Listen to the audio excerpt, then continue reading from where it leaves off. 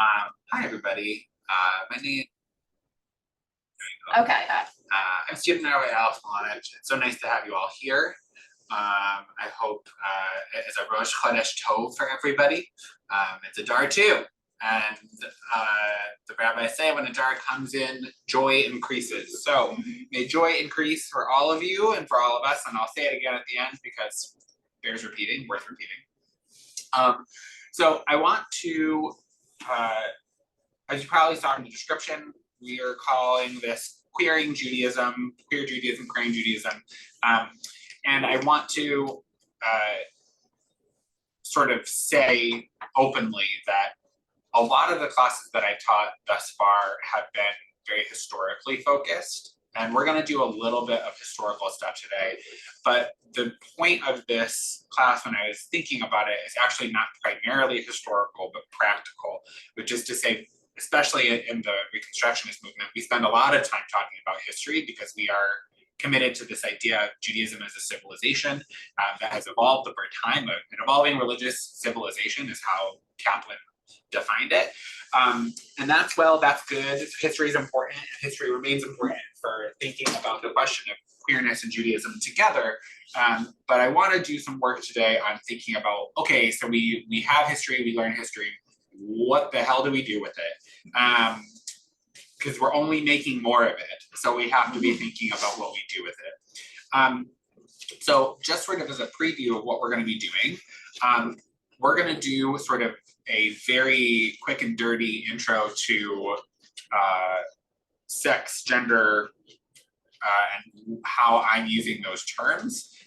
If that's new to you, great. If it's not new to you, great. We have a fun icon that or fun like what's the word I'm looking for? Well, yeah, worksheet. It's a fun little like diagram. There we go. That's the word I was looking for. That can help us think at least in a fundamental level about all of these things together. And then we're going to look at a text from Talmud, and then we'll move on to the actual tachlis, like queering ritual piece of it, which is another thing. So I'm going to have, can we share the first thing? With the gingerbread version. Gingerbread. Okay, go in here. No, here makes it to the right tab. I've seen this. If anybody is interested, I teach this as well. This using this diagram, and I also teach it using one that's called the unicorn, the gender unicorn. So if you want to share this with anybody who's struggling with these issues, there's a couple of them online. But the gender unicorn is another really nice one to use with students because it helps them imagine things, understand things. So this is a gingerbread person. I didn't make this. I wish I had thought of it, but it's fine. So we have a lot of different pieces when we're thinking about it. And fundamentally, I'll say that the thing we have to be thinking about when we're thinking about gender and sex is exactly that these are discrete properties. These are discrete pieces of identity. They don't necessarily imply anything about any other thing in that sort of collection. So we have what's going on in our heads. We have what's going on below our belts, so to speak. We have the way that we show that to the world, and we have what that means in terms of sort of the relational piece of what does it mean when somebody who has these properties, whatever they may be, and whatever properties I have, what does it mean when we come together or don't come together? So a lot of times we sort of squish. Just trying to make the microphone a little closer to help out some folks. There we go. Let me know if that adjustment makes any difference. We turned off some background noise too. We sort of squish together sex and gender. So when we're talking about sex, we really usually, in the way I'm going to be using it and talking about it, when we talk about sex, we're usually talking about something anatomical, or at least that's usually how I use the word sex. Now, even within that, right, most people would say, oh yes, penis, vagina. That's just not the case. Sex itself is also on a continuum, even though we often think about it in these binary ways. Gender is much more complicated and can be related to sex. And if it is related to sex, so for example, oh, it looks like I'm doing a thumbs up. Sorry, unintentional fireworks. This is a bizarre Zoom setting it allows. I have to fix that. Sorry. I mean, it is exciting, but I didn't mean to do that. So often people will say, if you have a penis, then you are a man, and man or woman would be gender terms. And so when we say that, we obviously don't just mean that someone has a penis or a vagina. That can also mean lots of things, like secondary sex characteristics, like, oh, you have a beard, or you have long hair, which we also know is not true. For example, if somebody identifies as a woman and has a beard, having a beard doesn't make them not a woman, right? It could be an indication of a lot of different things. They may like having a beard and they're capable of growing one. There might be other, their health experience might mean that they grow facial hair because of a hormone imbalance. So these things don't necessarily indicate one or the other. More troubling is we have things like, yes, women wear pink and men are good with tools. Also not true, right? We can think of lots of examples where that makes that not true and sort of helps us disentangle all of those things. And the last piece I want to point to is attraction, and I'm going to stop using my hands to talk. It's going to keep doing fireworks. I'm not sure why it's doing that. I apologize. And so attraction is also pretty complicated because, again, we think of these as very clear equations. Man plus man equals gay, woman plus woman equals lesbian, man plus, right? We have these permutations, and that's how we understand these things. That becomes a lot more complicated. So, for example, does it mean that a man who sleeps with a woman is automatically heterosexual? Well, no, there's lots of gay men who have slept with women before for lots of different reasons. There's lots of bisexual people, right? I often say that if I had the vocabulary then that I have now, I probably wouldn't have come out as gay, because that actually doesn't make a lot of sense to me anymore. And I actually had a student once, like maybe 11 years old, a philosopher, truly. I am non-binary. I use they, them pronouns, and I'm not going to get too much into that right now. But what was really interesting is she asked me, so if you're non-binary, can you call yourself gay? And I was like, that's a great question, because in the way we think about it, usually we would say someone who's non-binary that's attracted to someone who's non-binary would be gay because that's the same. That doesn't work. That equation doesn't work. Yeah. So all of these things, like I said, are on a continuum. And the one thing that I love about this way that they do it is sort of each characteristic is on its own continuum. Often we think of maleness and femaleness, manness and womanness as sort of the guideposts of what it means, right? They're the farthest reaches of gender, and if you're not one of those things, you're in the middle. I prefer, if you're a physics person, to think of it as a vector. They're all their own thing, right? They're all their own thing, and they're all doing different things, and they interact in interesting, potentially confusing ways. Now, why am I telling you all this? Well, because for the rabbis, this is an impossibility, right? And I want to really stress that on a fundamental level, from a biblical perspective and a rabbinic perspective, something this open is just not, conceptually doesn't exist. And the reason for that, there's somebody else in the waiting room, sorry. And the reason for that is actually very simple, I think. The reason for that is because if we think of the Hebrew language, the word for word is devar. the word for thing is also devar. So as opposed to if we think of the Greeks, or we think of Levi Strauss, who is a linguist, or any people in like the linguistic field turn, there's a difference between what we would call the signifier and the signified. If I say phone, that's different than this phone right here, right? It can refer to it, but it doesn't necessarily refer to it. That's not how Jewish, what we might call metaphysics or whatever we want to say, that's not how Jews in that time period are understanding the relationship between words and things. Words are things, right? Think of God. The one thing that we really have is God's name, right? And in some ways, we treat God's name as we would treat God, sacred.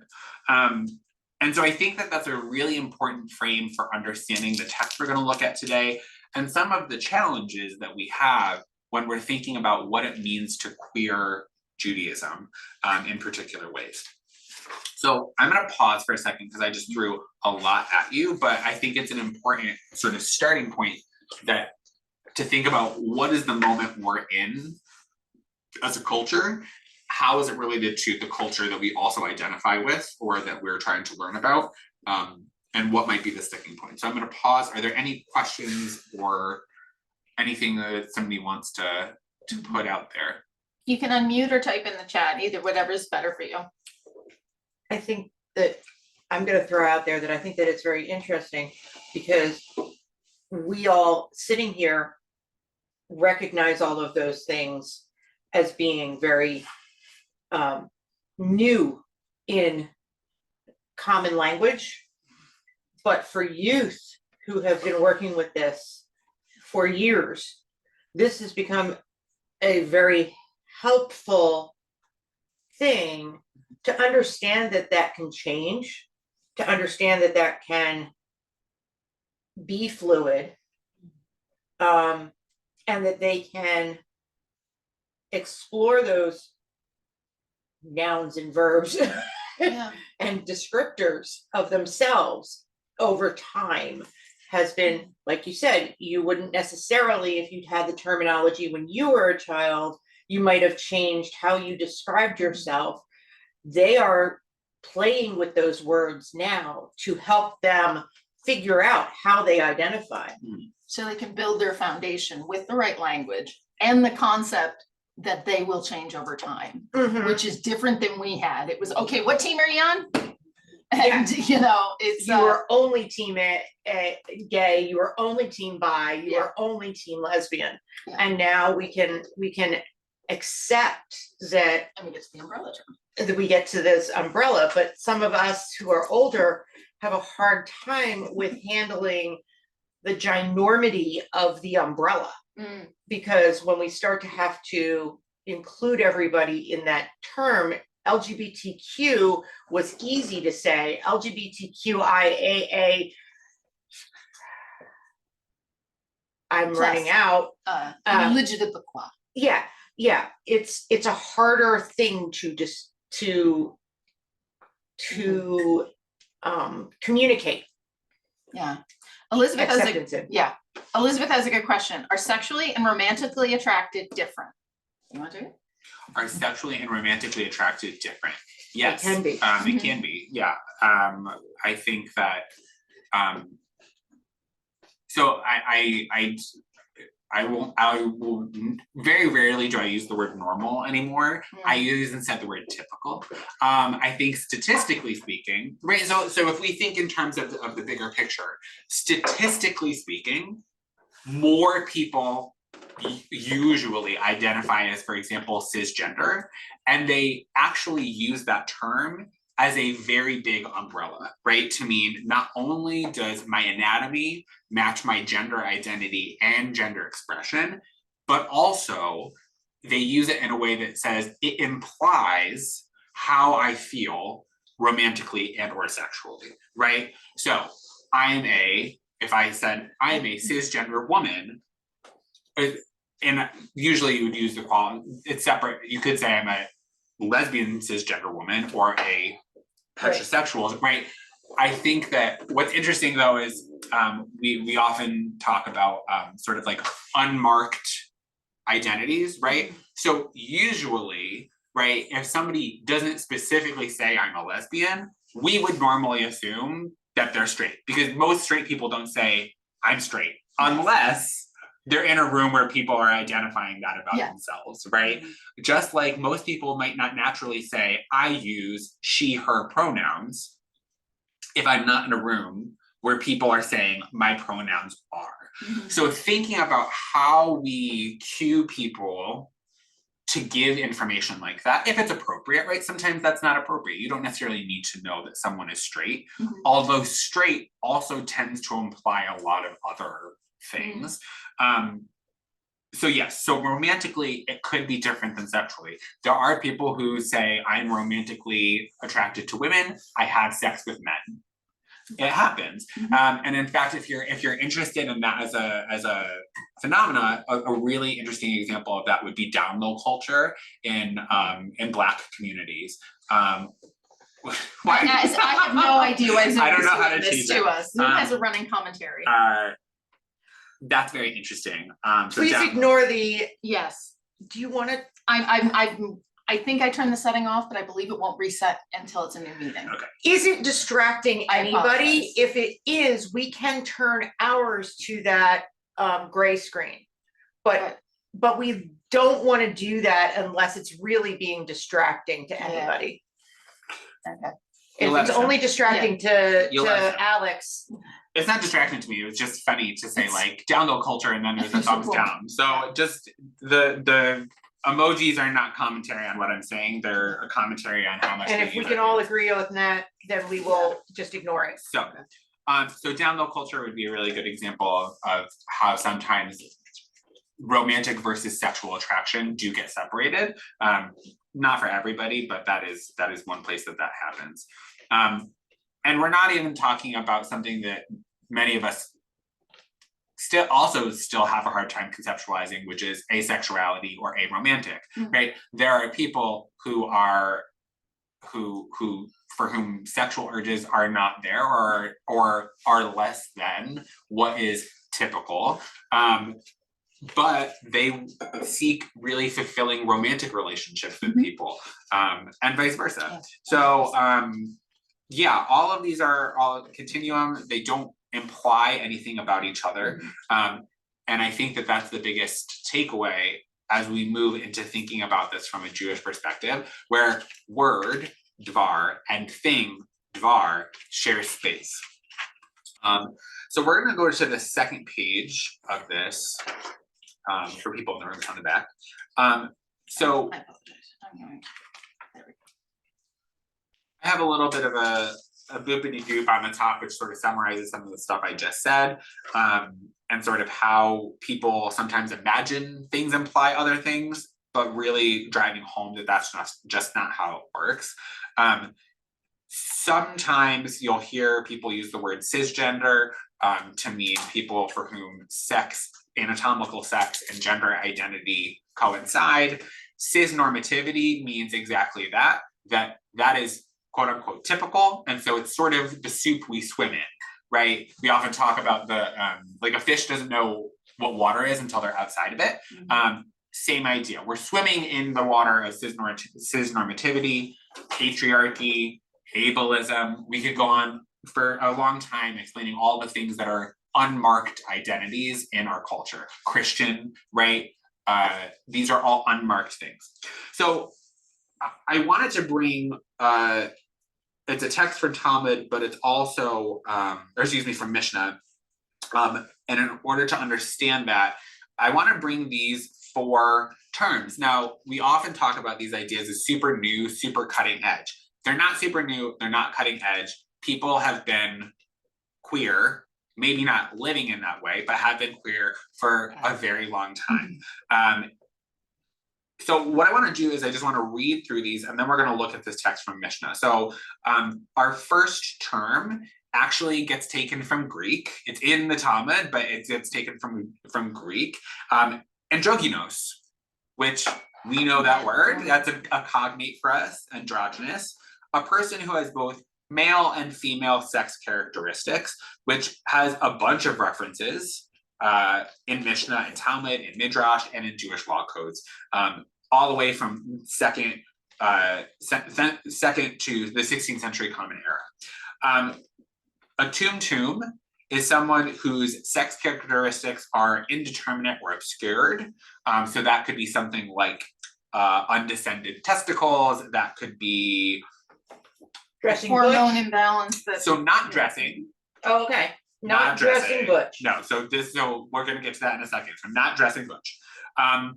Elonit is someone who identified as female at birth, but develops male characteristics at puberty, and is infertile. And then we have the Saris. The Saris is, there's two sort of ideas of what a Saris is. Both of them are eunuch, essentially, is the translation. One means someone who is a eunuch due to natural causes, like it just it never developed. And then there's someone who is made into a eunuch, right? Which would have been obviously much more common in a certain time period. I'm happy to say we do not do that today if we develop it. We've gotten past that. We don't make people into eunuchs. So in looking at these identities, I want to go back to what Rachel said. What do you notice about the foundation of the rabbi's definition? It's body. Yeah. It's physical. It is anatomical. Yes, this is an anatomical description that is making this happen. So I want to go back. The idea that someone could live any of these things as an identity is foreign to the rabbis. So when we look at Leviticus, for example, where it's saying a man shall not lie with another man, right? We have to think about in the context of the basic unit is the family. The idea of two men having right, the basis of sex is procreation, and the basic unit is a family. So two men can't have a family in this time period. Unfortunately, open adoption is not yet a thing, right?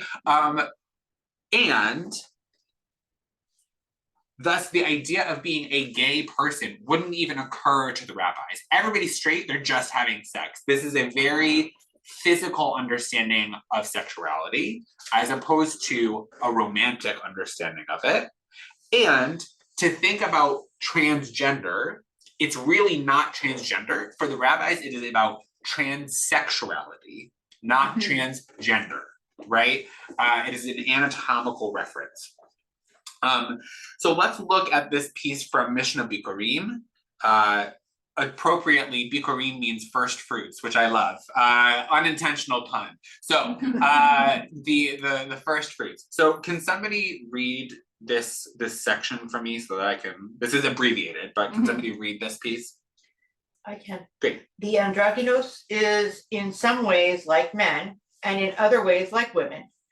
In other ways, he is like men and women, and in others, he is like neither men nor women.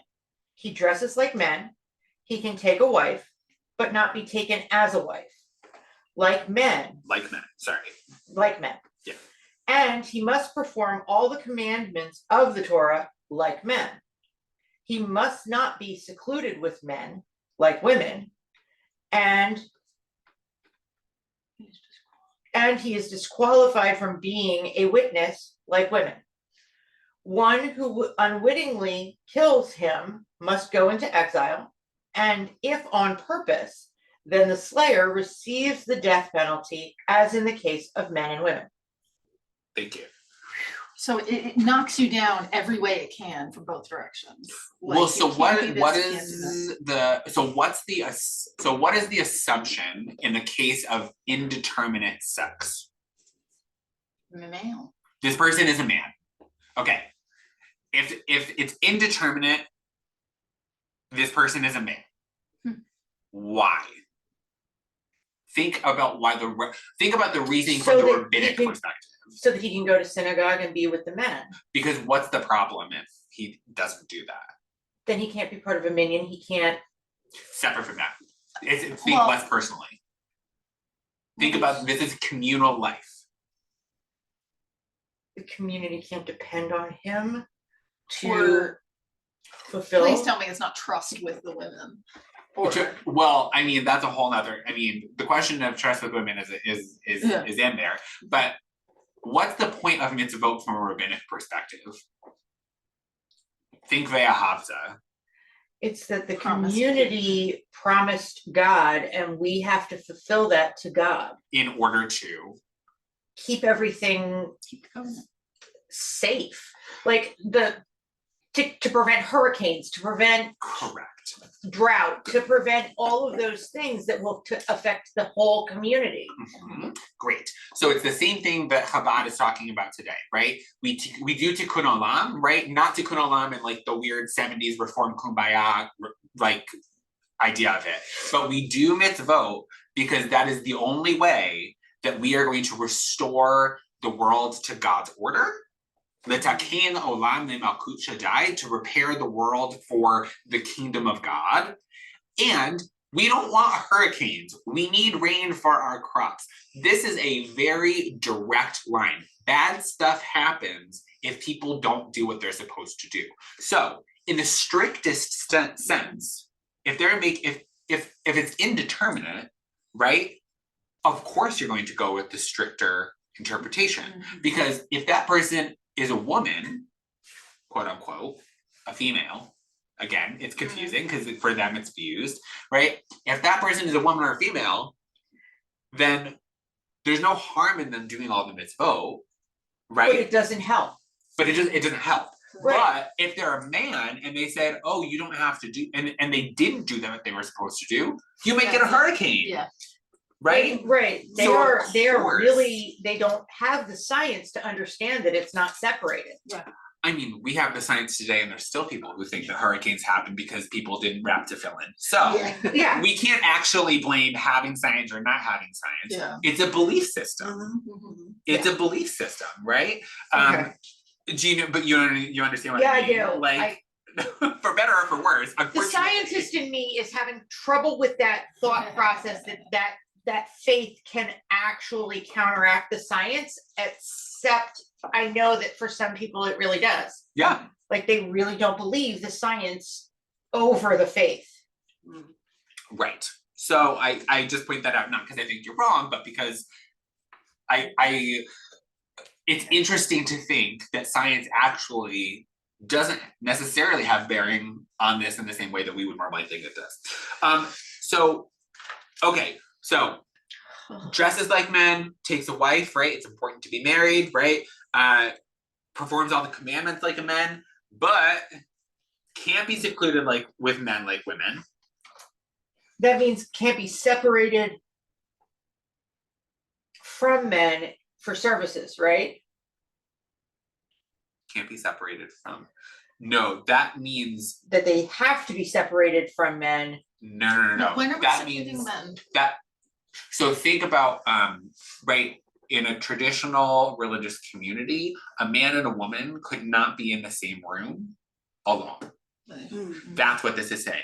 Oh, okay. An androgynous cannot be in a room alone with a man. Why? I think it's pretty obvious. Because a man might say, well, you're not sure? I'll have sex with him. Yeah. Right? Does that protect the androgynous or does that protect? Yes, I think both, honestly, right? Okay. It's a very Yentl kind of moment, right? Like, it's a very Yentl kind of moment. I'm interested in this, cannot be a witness. Witnessing is a very interesting category of law in Judaism in terms of who can be a witness and for what.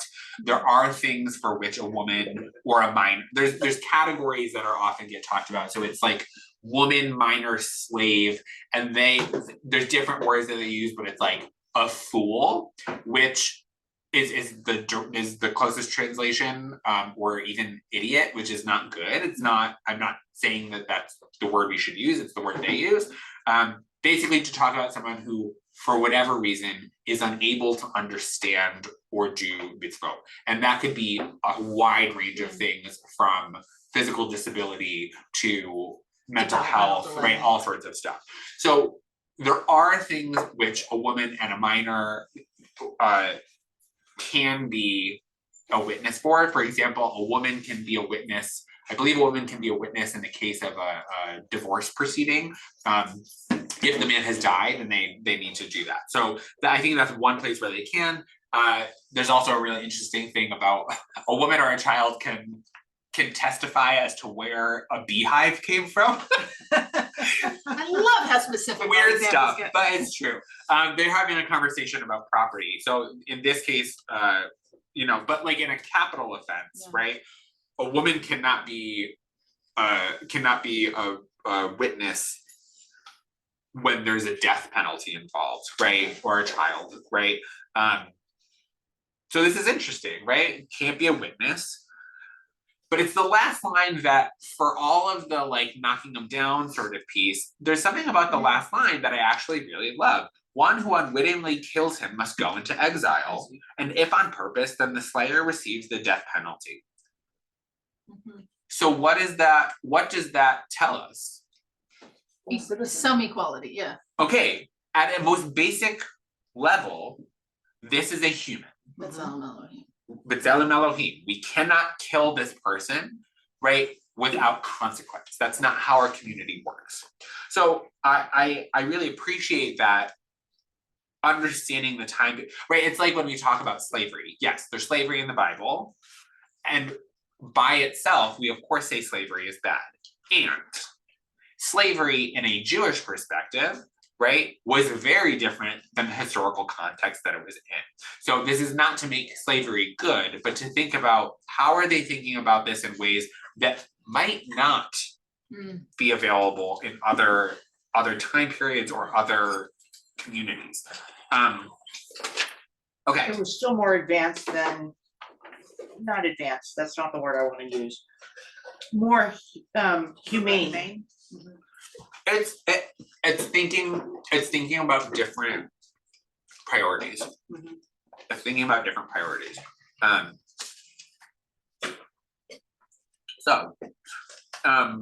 Just as a little extra fun, this is from Midrash Rabbi, which is a commentary.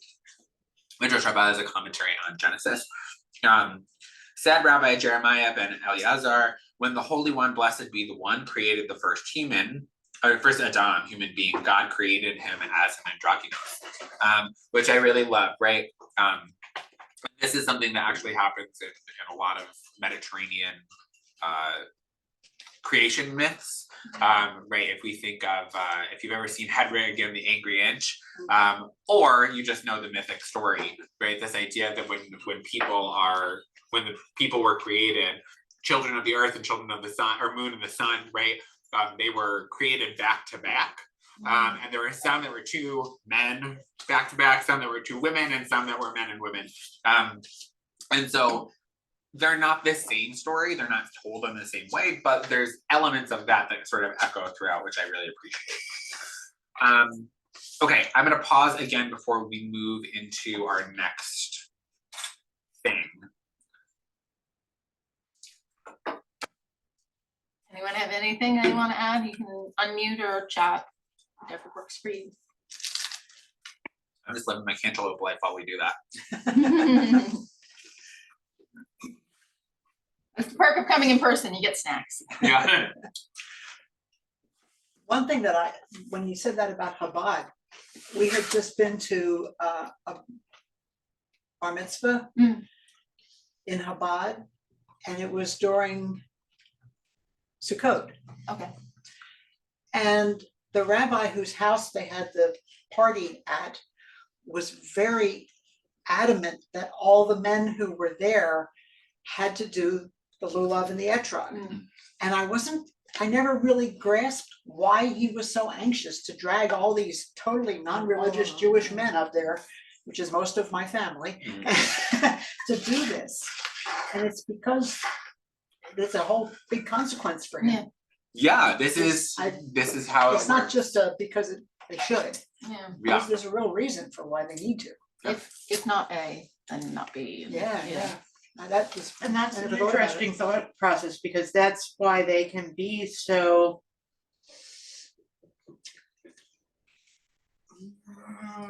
it feels two-faced for a non-faithful person to say, you can be a part of us, and we also don't believe that you are a part of us, Mm. in the sense that they allow folks who are gay or bi or whatever to participate in all the processes as if they were totally okay with it, and at the same time, but this is what you're doing wrong, and we don't accept that you do this. Mhm. The fact that they can do that so that they get them to participate is that act of faith of being able to twist your brain to say, but if they don't do it, then the consequences are worse than if we don't support them. Mhm. It's interesting. Yeah, I mean, it's good. Now, Joey was throwing out, however, I as a transgender man who isn't trying to pass as cisgender would not be counted as a man by Chabad. Correct. Mhm.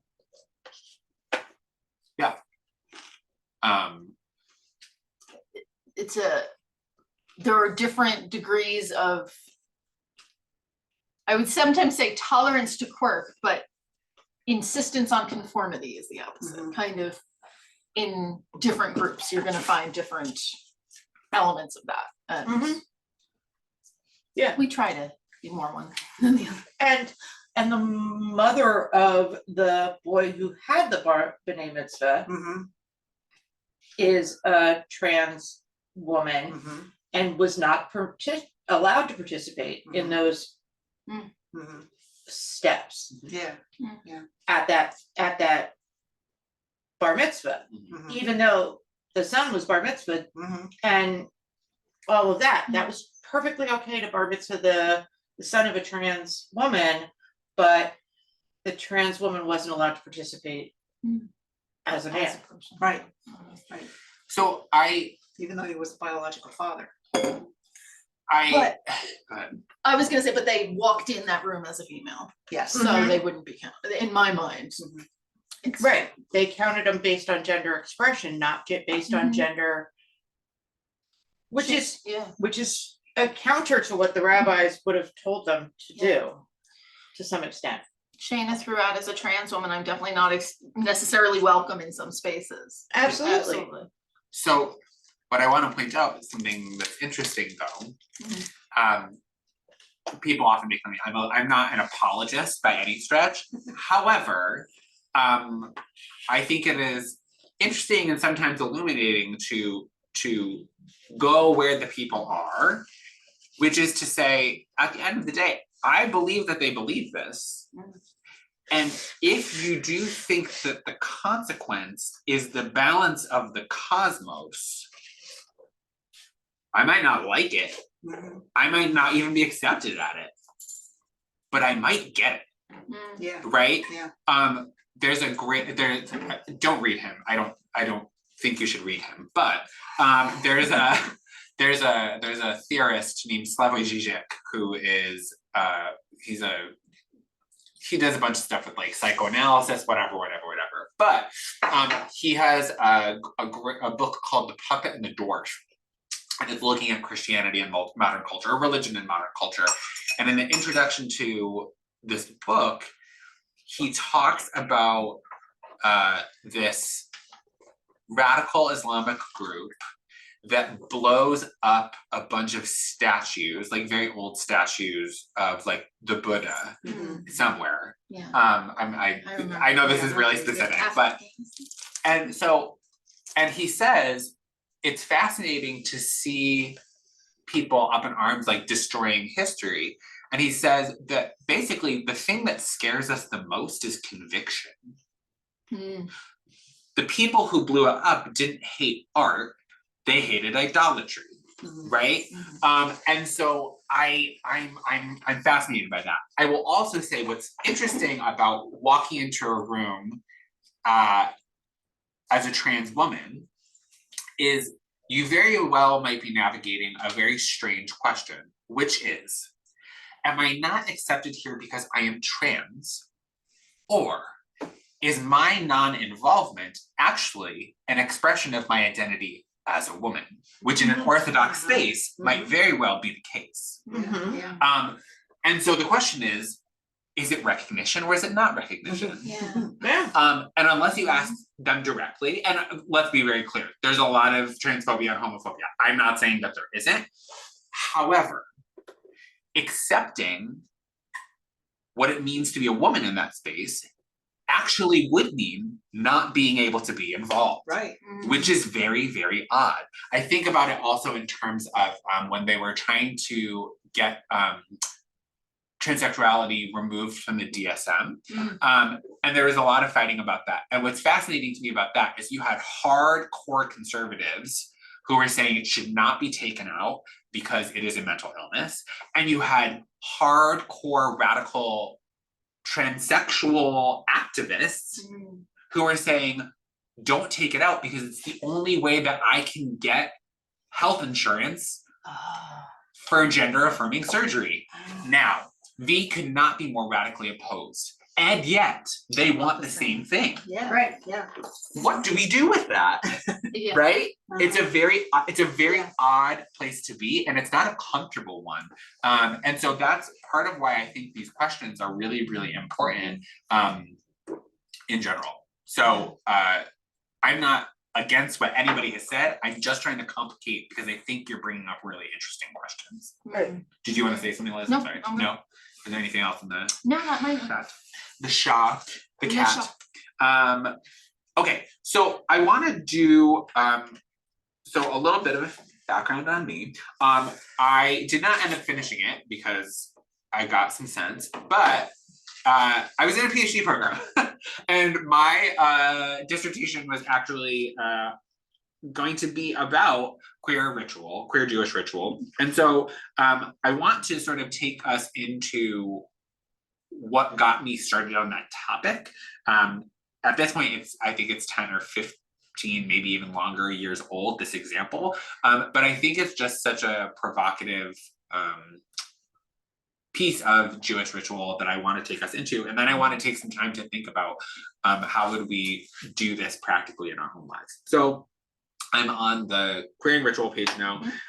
So if you like background, you can read the more specific thing here, but as a very sort of broad intro, there was a French philosopher named Paul Ricoeur, theologian. And so one of his things that he did is he talks about different hermeneutics, different ways of interpreting information. That's what a hermeneutic is. And he talked about hermeneutics of faith and suspicion. And so in the first, we're giving meaning to the text or deferring to the text. And in the second, we're reading text for how they hide meaning. Cut to feminist theology, which feminists and queer theology are good Judies, they're friends in many ways. And so there was a woman named Elizabeth Fiorenza Fiorenza, I'm sorry, who she sort of shifted that to, instead of faith and suspicion, she called it remembrance and suspicion, understanding that the category is much broader when we're talking about religion. And this eventually gets taken up by Judith Plaskow in her now very famous book, Standing Again at Sinai, which is sort of one of the cornerstone texts of Jewish feminist theology. And so what this asks us to do is, on the one hand, to be suspicious of texts because they are focused on the patriarchal, right? They're focused on the experience of men. And I mean that in a very, how she means it, like a very third wave feminist, like there's men and women, right? That sort of thing, binary. So, and that we have to have kavod, we have to have respect for our tradition because we believe it to be true. You can't, if you don't love the thing, then you just leave it, right? You wouldn't want to be Jewish. So it's a real commitment to this idea of being Jewish, as well as an understanding that this is not a tradition written for me.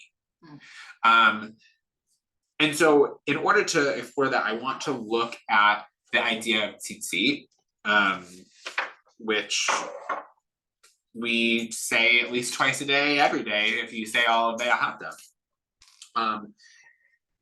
this is actually the text that is part of it. So what I want to do is I want to read through the English, and I want us to think about how do we read this text from our own perspectives with remembrance, with kavod, with honor, with whatever meaningfulness and suspicion. What is it asking us? What is it hiding behind its words? So can somebody just read it out loud for us? Let's see. This one, I just have to move my windows.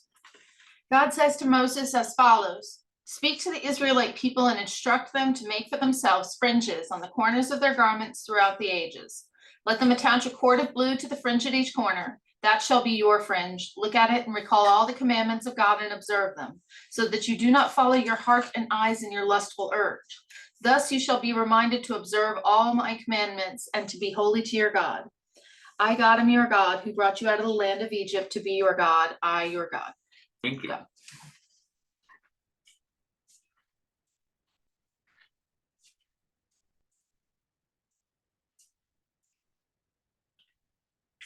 Okay, so God is speaking to all the Israelite people. Okay. Yeah. To instruct them to make for themselves fringes. And how to do that. Okay. But who is people? Okay. Who counts? Who counts? Mhm. It implies no matter what, you have a lustful urge that should be suppressed in some fashion. It does do Like that that's too, a yeah. universal, like And you need to be constantly reminded. yeah. There's an element of you need to be constantly reminded. You have these things that you have to get rid of. And that's what the reminder is for. And all of you have to do it. Anybody else? Not anymore. Oh, cute dog. That's Honey. Oh. Honey the pit bull. Okay. Anybody got anything else?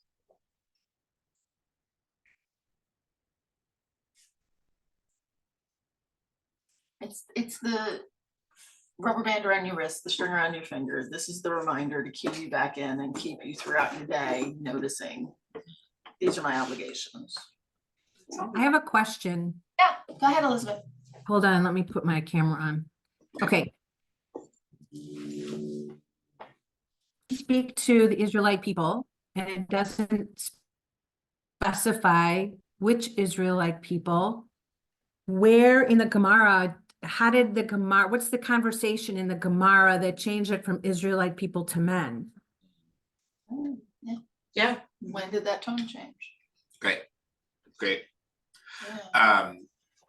So I'm going to sort of give a little push to that question. I'm not going to fully answer it because I think keeping the questions is part of what they want us to do, right? Like, how do the questions push us to action? So I will say in general, right, that one of the category that gets tzitzit to particular ways of doing, one is the idea of positive time-bound commandments. So the rabbis eventually get to a position that if it is a positive, you must do it, time-bound, has to happen at a certain interval, then women are excluded from it. Because they understand women as having other responsibilities, i.e. domestic responsibilities. So we only wear tzitzit in the morning, right? Unless it's Yom Kippur, right? There's like differences. And in modern tradition, right? The shots, the prayer leader will sometimes wear a tzitzit even at night just to mark themselves as the leader. But so it's time bound and you must do it, quote unquote. This is different than negative commandments, which everybody is required to do. So don't eat pork, doesn't matter, right? Gotta do it. Shabbos is interesting, right? Like you shall rest on Shabbos. I would say, well, is that not time bound? There's a specific time for it. the rabbis get a little hazy with that one because they want to make sure everybody's doing Shabbos, right? And part of that comes from the idea of something that's de-rabbanan, meaning the rabbis created the law, or raita, which means that this is a law specifically from Torah. Ceasing right from work is not a rabbinic ordination or ordinance, excuse me. It's a Torah ordinance. What counts as work is a rabbinic ordinance, right? So that's where it gets a little tricky. Yes. We still have to eat. You still have to eat. Well, yeah, but you figure out ways around it, right? Yeah. So for example, you can't start or extinguish a fire, right? But if you turn on your oven, you turn on your burner, and you put this thing called a blech on top of it. Does anybody have a blech at home? Okay, so the idea of a blech, right, is that great. The idea of the blech is that you can put it on there and it keeps the stove hot enough that you can cook things on it, but not really cook things, because that would be against what's happening here. So that's part of it. I want to bring in one piece of suspicion and remembrance. One thing that does happen in the Gemara, specifically with this part, well, two things. One is it talks about the blue fringe. It talks about techelet. Now, most people I won't say most people. I would say a lot of people in Reform, Reconstructionist synagogues don't do techelet. They don't have a blue string. And there's reasons for that I'm not going to get into. The other thing is there is a long discussion about whether or not a blind person is allowed to wear tzitzit. And that comes from this idea of, it says, ra'item, look at them. By definition, a blind person cannot look at tzitzit. And so this is interesting. So the rabbis asked the question, are they required to wear tzitzit? Yeah. Right? Remember, requirement versus able. Okay. Right? Patur means like it's acceptable, it's whatever, as opposed to choveh, someone who is required. So the idea that they come to, they have a big discussion about, well, are these like, you wouldn't be able to see them at night, but we talk about tzitzit in the Ve'ahavta, which we say at night. So what's with that? But the reason they come to that, I think it's fascinating, is they say ra'item oto. What's not clear in the English translation, ra'item is plural. So it's not about you seeing it, it's about you seeing it. So by definition, a person who is blind must wear them because everybody else looks at them for him, right? Fascinating logic, right? That is very interesting. It also means that the community has to support the person who is blind by making sure that they have the correct thing. And Right. also, and because if a blind person is told they have their seat on correctly, and they aren't correct, it's the community's responsibility to fix it for them because somebody is playing fast and loose with that person's. Well, that's a really nice application. The rabbis don't talk about that, Yeah. Okay. right? They just assume, yes, they do. All the other stuff that goes with it, y'all community's got to figure that out, right? But they don't talk about it in the Gemara specifically. But I would agree, right? This idea of, well, if we have to look at them, then we have to be responsible for them. Because if they're responsible, that means them not doing it puts our Falls on community at us. risk. Or hurt. More hurricanes. Right. I will also say, Elizabeth, just to your question about when does that change, we're going to talk about that a little bit, but I will say the ordinance of positive time-bound commitments or mitzvot, that's actually a minority position. So what happens in Talmud, if you're not familiar with it, is often this they'll, in the Mishnah part, which is the oldest commentary, it will say that this is the law, right? And it's assumed that the Rabbi, right, like the majority, is saying that. Only when someone disagrees do they usually say, Rabbi so-and-so says, and then gives an alternative interpretation. The rule about positive time-bound commitments comes from a minority position. It comes from a specific rabbi, but was taken on as the majority. I don't know why. I think it's ridiculous when we think about an entire culture based on that exclusion. To think that it comes from a minority position is fascinating. Yeah. And we're actually going to read an example of someone who goes against that minority position, not only with mitzvot in general, but specifically tzitzit. Marcia's got the question, where is with the commandment to take the fringes into your hand, like for Shema?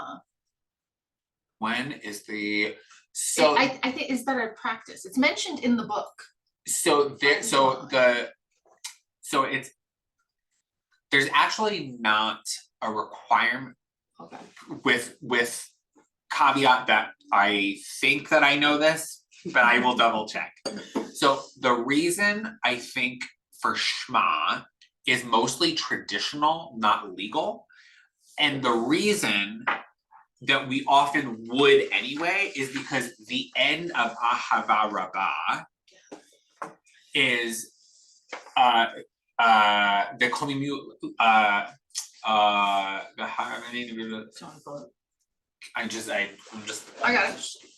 or I mean I can look it up right here. I have the Page 63. oh perfect. Yeah. No, is this the right one? I'll have that alone. That's evening. I need Oh, okay. day because we don't Day. wear CC Ooh, dresses. okay, let's try. Sadiq, Oh, V'havienu l'shalom, the Arba confo. Yes, okay. V'havienu l'shalom, like to bring in peace from the four corners of the earth, is the text. So we bring together, again, not legal, traditional, the four tzitzit together when we say we bring together from the four corners of the earth, and then we immediately go into Shema. And so that's often why we have the tzitzit in our hands for Shema, but it is not required. Sorry. Gotcha. It took me a second. I was like trying to think through the liturgy. I'm like, where is it? So, but it's a really good question. And it makes us think about what are the things that we assume we have to do that are traditional and not legal. For example, I said a few weeks ago, which some of you, I think everybody in this room is here for it, but for a long time, right, I was very self-conscious because I would forget to open the Ark for Aleinu. Come to find out, opening the Ark for Aleinu is a Reformed tradition, not a Reconstructionist one. So I stopped doing it because part of it, it's also similar to Reformed Jews often stand for Shema, Okay. and that is because they imagine it as being more respectful. And especially because often they will not do the full Amidah, so it's like a different moment to be respectful. Okay. However, in Talmud, there's actually a fight between, I believe it's Hillel and Shammai, and they talk about the fact that you should not move your position in order to say Shema. They're very specific about it. So if you're lying down and you need to say Shema, you say Shema lying down. If you happen to be standing up, you stay standing up. You don't change your position. And the reason for that is because Shema is one of the few things that you have to have correct kavanah for. Usually, I can say whatever and feel like it or not feel like it, but Shema, I have to say with intention. So they thought that shifting position would distract you. Interesting. And isn't that what you say when you're dying? Shema? Yeah. Yes. And Shema. that's one of the Part of other it, reasons yeah. why you wouldn't want to force somebody to stand up to say a prayer that they may not be able to stand up for. Right. Also, it says in the prayer text itself, when you lie down and when you get up. So lying down is a perfectly acceptable Right. position, Right. right? Which is fascinating. Okay. That's really cool. Okay, Anyway, all right. we're on thank page you two. for that one. We're on page 2. All right, tell me. Okay.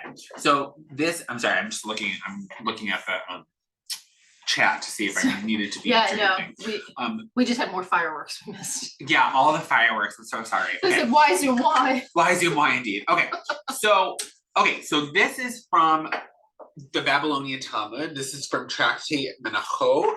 And so would somebody like to read Rabbi Huda? Rabbi Yehuda would affix white and sky blue strings to the garment, Zuma, of his wife, and every morning he would recite the blessings to wrap ourselves in garments with ritual fringes. Oh, hey, come on, Rabbi Yehuda. What's happening here?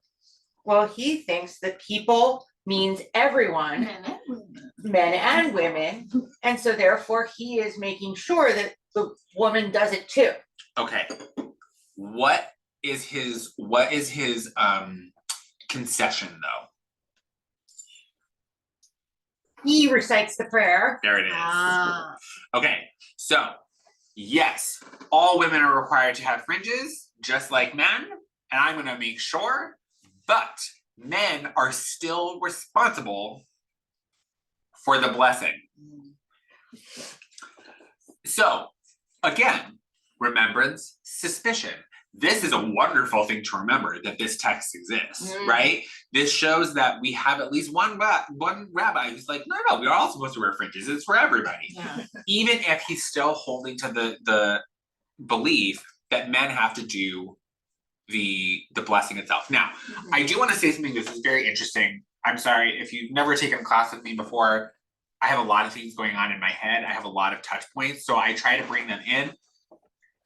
In general, take what you want, leave what you don't. That's totally fine. What I do want to say is, specifically going back to the hurricane question, we do this because we don't want hurricanes, right? Part of the problem is, so, okay, traditionally, a boy, whatever we want to say, right, at 13 becomes bar mitzvah. Yes, bar mitzvah means a son of the mitzvah, right? Someone who is legally, halakhically responsible for mitzvah. Now, the difference is the rabbis believe that before the age of 13, if the person is able to understand the significance of the mitzvah and physically able to perform it, they are obligated. Once you take on the obligation, you are obligated. So there's a really big discussion about the lulav, right? At what age is somebody obligated to lulav? And it's like, well, if they can hold it, if they understand what they're doing. So potentially you could have someone much younger who's like, I understand the significance of this. So once you take on a mitzvah, The wise child. sure, and once you have done that, you are obligated. The same thing happens to women. If a woman says, I'm going to wrap tefillin, the rabbis say, okay, but now you're obligated, just like a man, right? And so if you're obligated and you don't do it, here come the hurricanes, right? So to cut out 50% or more of the population means you have a much better chance of stopping the hurricanes to some extent, right? Whether, right, like, which is sort of a funny way to put it, but, and lest we think that this is new, or excuse me, very old, it's no longer like this anymore, but in the conservative movement, originally, when women started entering the rabbinate, they would have to do a vow.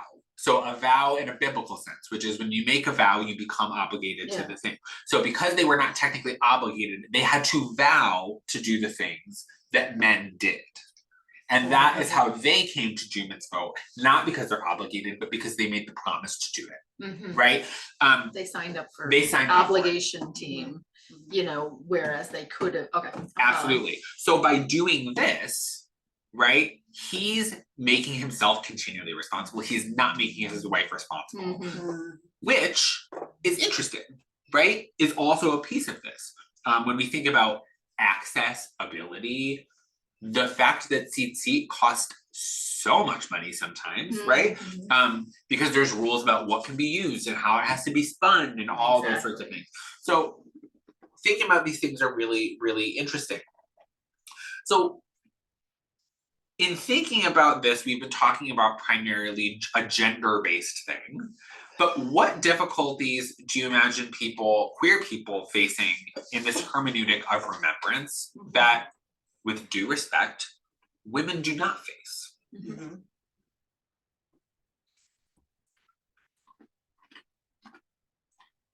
think about changing diapers.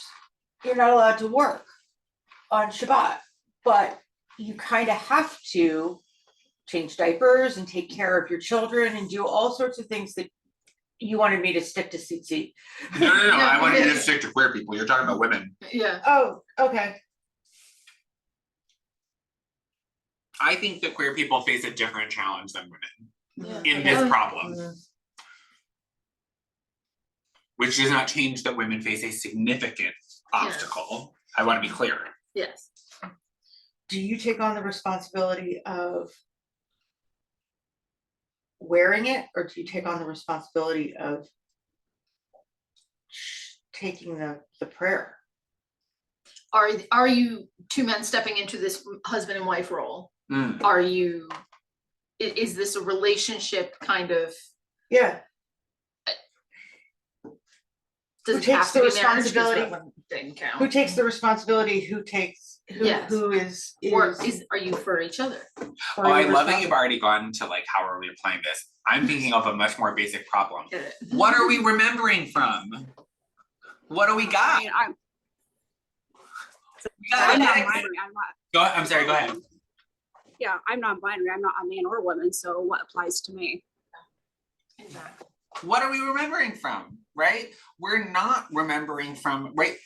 Even if we hate, and I frequently do, hate the way the rabbis talk about women, women are there, Mm. right? This is a category that is able to be pushed against.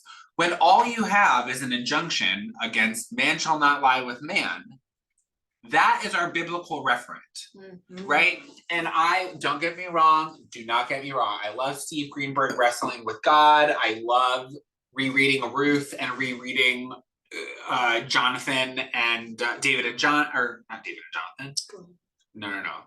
Jonathan, Saul and Jonathan. Sorry, I'm having a brain fart. But it's really wonderful to read all these things like that. But we are retrojecting. We're saying those people are queer. Well, maybe they weren't, right? And so I think that at its most basic format, right? Remembrance becomes difficult in a way that suspicion is a lot easier to reach for. And so in remembrance, we really are talking about remembering a basic sense of what Judaism means to us, not necessarily a gendered understanding of it, although that might play into it at some points. Everything okay? Leaf blower. Oh, leaf There's a blower, leaf okay. blower. There's a leaf blower outside. If it's bothering If it's anybody, Just let us know. let us know. So with that in mind, right, we have to do a lot more hoop jumping and connecting maybe, because we're sort of pushing against, and this is one of the pieces of remembrance and suspicion, is listening to silence becomes another part of that, right? What is not there that we can jump into, that we can fill out, that we can pull from? And so this was written in 2007, really. And so it's been a second, but Ari Lefranari and Elliot Kukla are both rabbis. Ari Lefranari is actually a rabbi down in Philadelphia at Kol Tzedek. And I'm not sure where Elliot Kukla is at this point. But both wonderful rabbis, both doing things. And I actually was able to, when I was writing my prospectus, I got to talk a little with Ari about what the source of this was, and it was actually this text about Rabbi Yehuda was part of the inspiration, which was really cool. And that's actually how I found that text, was by talking to them. Is that part of how you ended up learning about RRC, and save that for another time? Yeah, I don't think so, but I'm trying to. Tangent. Yeah, my Reconstructionist story. We should talk about it sometime. Yes. Yeah, fascinating. So what I have below, it's quite short. It's on a site called transtorah.org, which has a bunch of amazing resources. Some of it's written by Joy Layden, Dr. Joy Layden, who Great poet. great poet, great thinker. So if you're interested in that, I'll let you know. So This is a blessing for the act of chest binding for FDM, transgender, or genderqueer people, and anyone else who chooses to flatten the appearance of their chest. It is intended to be used as a way to sanctify the often painful act of binding. It can be recited daily and modified to meet your particular gender and Jewish needs. B'shem mitzvah tzitzit ve'mitzvah hityatzrut. For the sake of the mitzvah of ritual fringes and the mitzvah of self-formation. That's the text. And just for our reference, I put the traditional blessing underneath, right? Baruch atah Hashem, Eloheinu melech haolam, asher kitshanu b'mitzvah v'tzivanu hitatech b'tzitzit, who commands us to wrap ourselves in tzitzit. So just for a moment, what do you see in looking at these two? One is obviously shorter, but what else are you seeing that they are intervening in?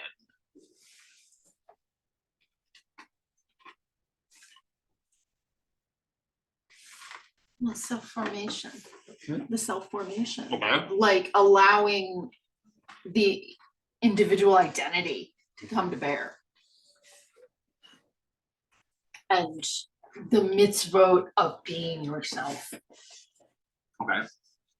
And also they're recognizing the history of the mitzvah of ritual fringes. So they acknowledge the tradition and modify the future. Great. Other things. Elizabeth says, thank you, this was very enlightening and thought-provoking, but she had to run for another Oh, call. totally. I wanted to, so there are two things that I want us to point out that might not be immediately like, oh yeah, totally. So we're actually gonna look at the last word for a second. So in and of itself, to make self-formation or self-identity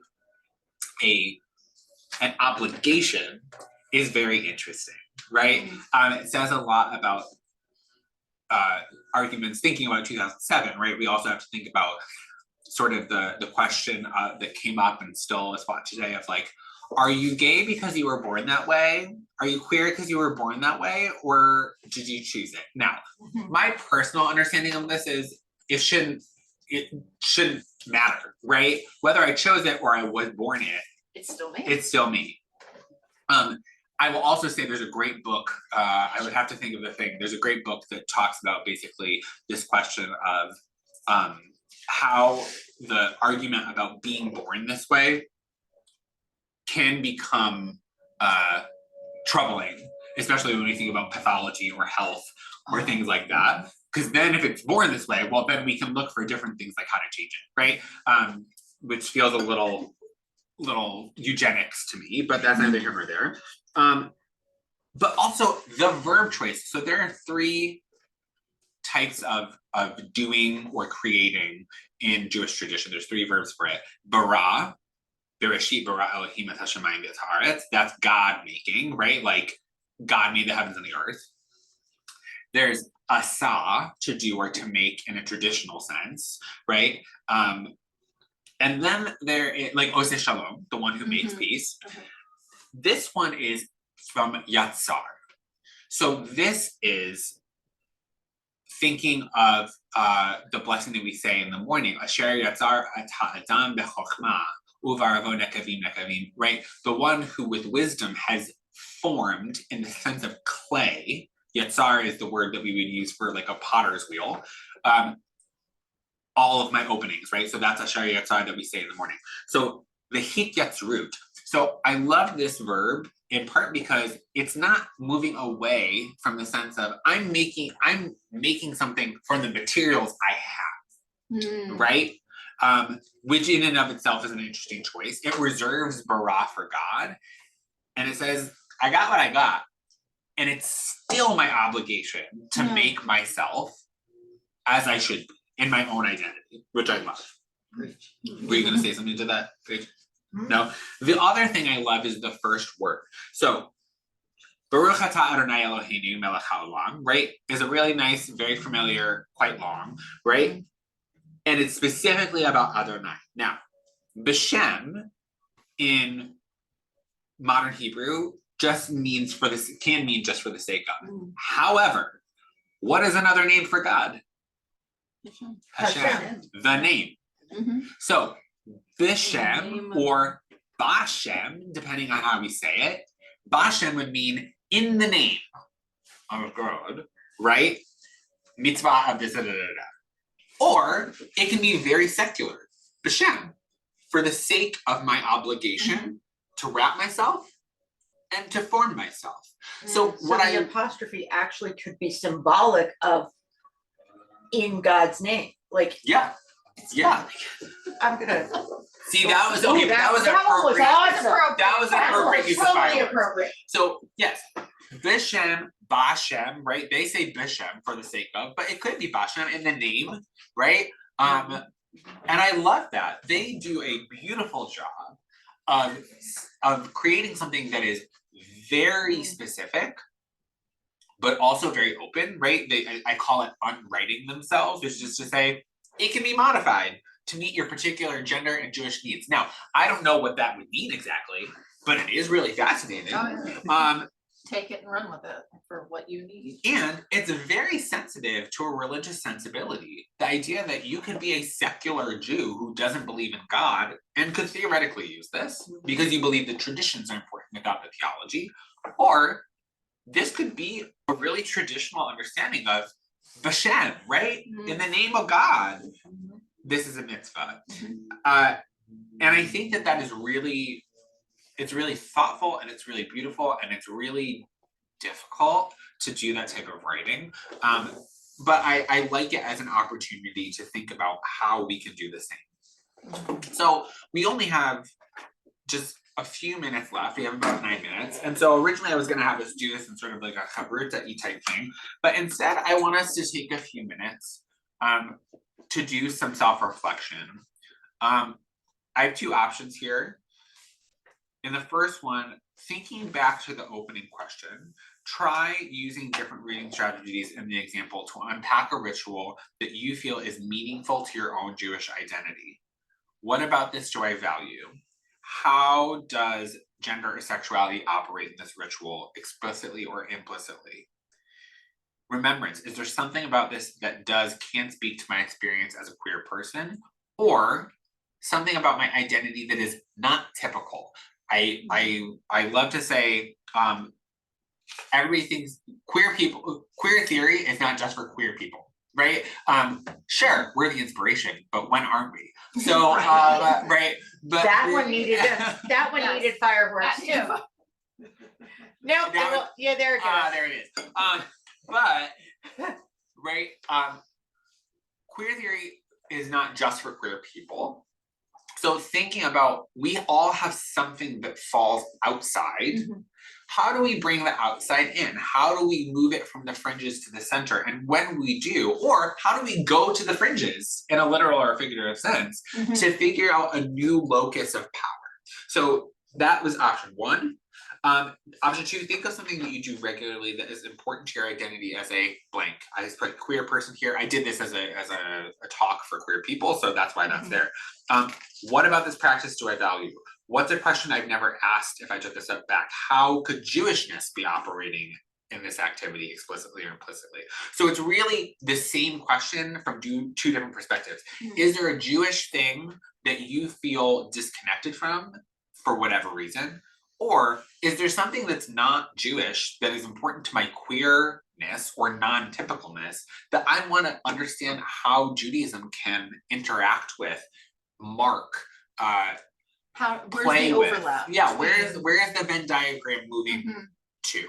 So whatever is feeling good to you, I just want to we're going to take like 5 minutes just in your own head. If you have a pen, you could write it out because it's Sunday, so we can do that now. Just think about, what is that practice? What could it look like?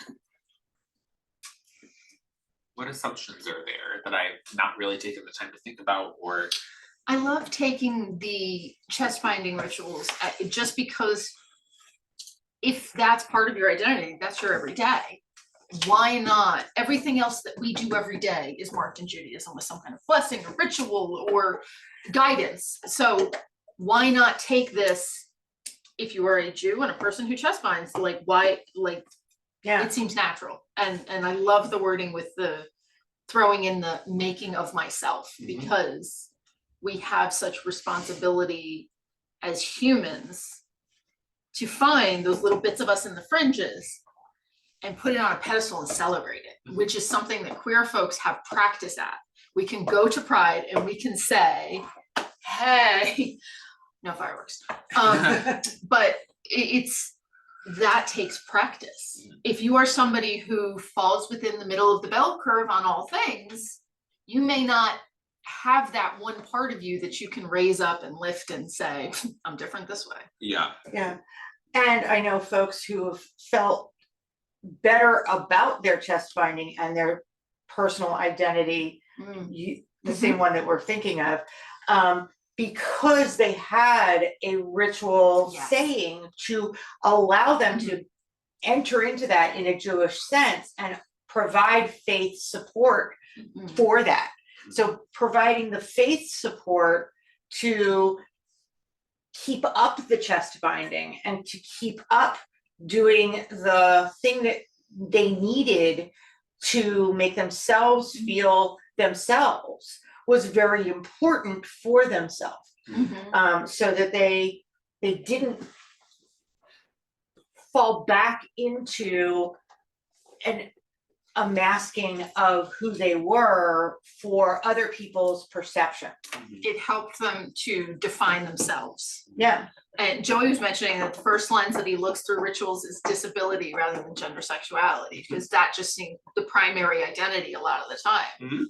And it's amazing where you find the ableism that creeps in too. But there's also that he did it for his wife. So there's this commandment, and with the blind element of we do it for each other. There's a and community support. responsibility. Yeah. I will say we often feel a lot more, and one way to go about this is also thinking about it from a narrative perspective, by which I mean we often think of ritual as sort of the place where stuff happens, but even being able to reinterpret our narratives is a really powerful place of doing that queerness. And I mean that again in a big sense. A really great example of this, there is a Maggid in California. His name is Andrew Raymer, and for the, I don't think we have it here, but Sha'ar Zahav in California created which is an LGBTQIA plus synagogue, created a new Sidor. It's beautiful. I actually have it. It's purple with gold on it. It's lovely. But for that, he was on the ritual. He was on the committee for the liturgy, and as he describes it in an article, he said, well, I mean, I had a bunch of people from the synagogue who were like, we don't want relationships like that. We don't want to get married. We don't want that, right? Like, we like to do it differently. And we want blessing for that too. And so he wrote something that eventually he called it a kavanah, which is not a blessing, it's an intention, right? But a kavanah for unexpected intimacy. And the Orthodox world lost their minds. They were like, a blessing for casual sex, blah, blah, blah, blah, blah, blah, blah. And he wrote a response to this, and he basically said, listen, do I imagine somebody says this blessing before they have sex in an alley? No, right? If they do, great. I'd love to hear about it. I hope it was meaningful. But what's important is he then gives the example of he was on a bus, or his sister was on a bus and had this beautiful conversation with a complete stranger, was never going to see this person again. And he was like, this is that blessing. And that blessing is really interesting because it's a reinterpretation of Jacob and the angel, right? This idea of meeting someone in the night that you don't know who they are and wrestling with them in a way that you both walk away blessed, right? Very Martin Buber. What a beautiful, right? Like what a beautiful queer reinterpretation that some people take in a very Sexy kind of way, which it could be, like, but whatever. that is such a common fault in people that aren't experienced with the queer community to automatically see sex in everything. We're going, the word was intimacy. Right. The Yeah. word was The word was intimacy. intimacy, and the thing that happens is, and I argue about this a lot, is I hate metaphor. I hate metaphor. I really kind of am suspicious of figurative language, and the reason for that is because, especially simile as well, because it says this is like that, right? It's like this Jewish ritual. That is a dangerous game to play. So when you say that the blessing for chest binding is like the ritual for tzitzit, what you are saying is it's not Jewish. Mm. Or when you do something Jewish and somebody say, oh, it's like this queer thing, it's not queer, right? It's a boundary in the There are boundaries, comparison. right? And so I think that it's really important, right, that we don't think of this as it's like this, because automatically this happens with, we're saying, well, it's not actually any of these things, it's its own thing, which might be what you want, but this is about community, it's not good. Marcia's saying the Pesach Seder is a really good place where you can include different groups, and she remembers when the first women's Haggadah were written. And I think of your Seder, which you have written from scratch with your family's values and ideals and personalities, boom, boom, boom, boom, boom. And as they've changed. And there's so And there- many Haggadah. I mean, we have adapted our Haggadah sometimes yearly, as our family dynamics have changed and our situations have changed. Yeah. I wrote down immediately when you told us to think about things, I wrote down my yarmulke. For those of you who can see the back of my head only because that's the only part of me that's in the camera.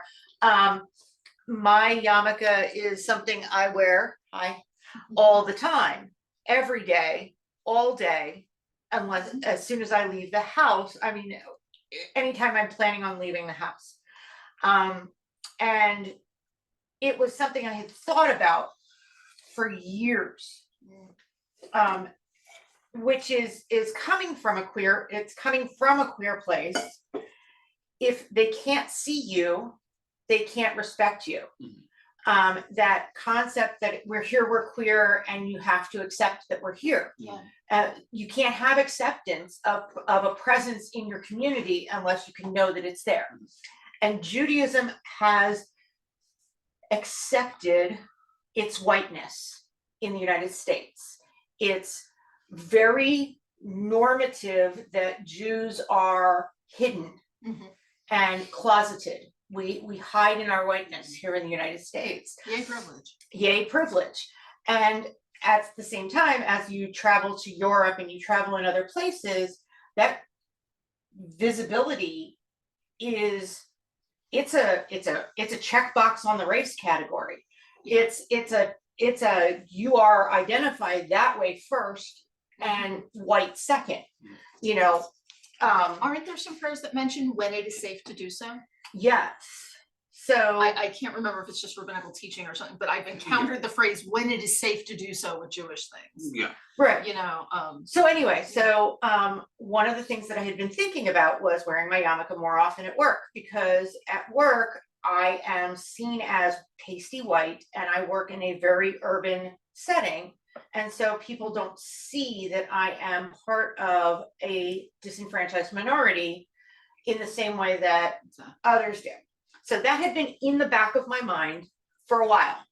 And I had been thinking about it and thinking about it and thinking about it and thinking about it. And then my daughter went to the hospital and almost died.